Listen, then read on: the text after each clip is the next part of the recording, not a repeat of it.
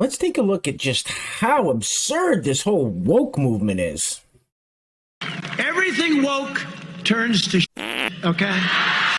Now, we all know just how destructive the woke mind virus is, right? So this video is for those of you out there who may have somebody in your life that thinks being woke is a good thing, or that diversity, equity, and inclusion training is somehow helpful for society. Show them this video, ask them to make it make sense, and maybe, just maybe, when they see how ridiculous this all is, they'll change their minds. I doubt it, but we have to remain hopeful, right? So recently, RuPaul was featured on a Cheez-Its box. Now, RuPaul, for those that don't know, is a black man who dresses in drag, who dresses up like a woman, and is a reality TV star, entertainer, etc., etc. And the woke mob cheered. They loved it. They thought it was fantastic. But somehow Aunt Jemima was racist, and they had to get this black woman off the packaging immediately. That doesn't make sense. Of course it doesn't make sense. It's not supposed to make sense. Anyway, let's check this New York Times article from February of 2021 to see if we can figure out why they wanted to change the name from Aunt Jemima to the Pearl Milling Company and get rid of that little picture of the lovely black woman from the packaging. All right, it says Aunt Jemima has a new name after 131 years. So Aunt Jemima held strong for 131 years, but could not stand up to the woke mob. Wow. 131 years and the woke mob took down Aunt Jemima. All right, so the new name's the Pearl Milling Company. That's outrageous. Quaker Oats announced it would drop the name Aunt Jemima last summer after the killing of George Floyd and the widespread protests over racial inequality. So there you can see the new packaging right there. It's just boring. It just says Pearl Milling Company. They got rid of the little picture of Aunt Jemima, the lovely black woman on there. All right, let's keep reading.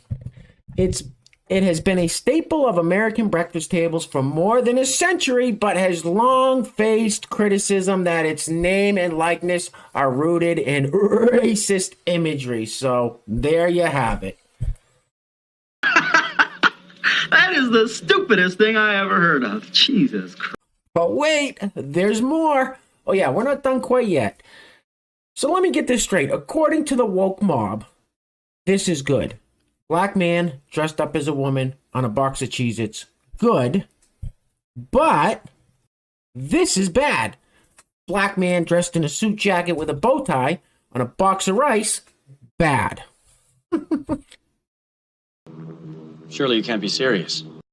So the woke mob claims that they're anti-racist and they push equity and they want to lift up BIPOC voices, which is black, indigenous people of color, and whatever other buzzwords they use, and blah, blah, blah, blah, blah. And in the process of all that ridiculousness, they get this lovely black woman, Aunt Jemima, canceled, and this handsome black man, Uncle Ben, canceled, yet they have zero problem with any white representation on the food packaging because we still have the Quaker Oats guy, who I'm surprised they didn't push as some kind of slave driver, as well as Mr. Clean, who they could have labeled as some kind of skinhead racist.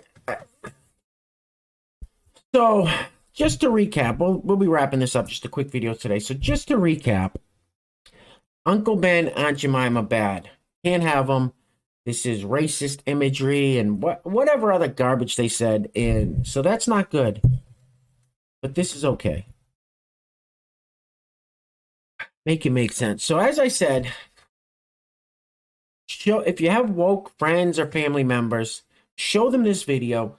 Say, what is wrong with Uncle Ben, Aunt Jemima, Mrs. Buttersworth, the Land O'Lakes Indian? What's wrong with any of that? Why did the woke mob insist that they erase all those black faces and black names from food packaging? But then we boost up RuPaul, who's a man dressed as a woman. We boost this up and cheer RuPaul to be on a Cheez-Its box. I mean, doesn't anyone notice this? I feel like I'm taking crazy pills. And you ain't black.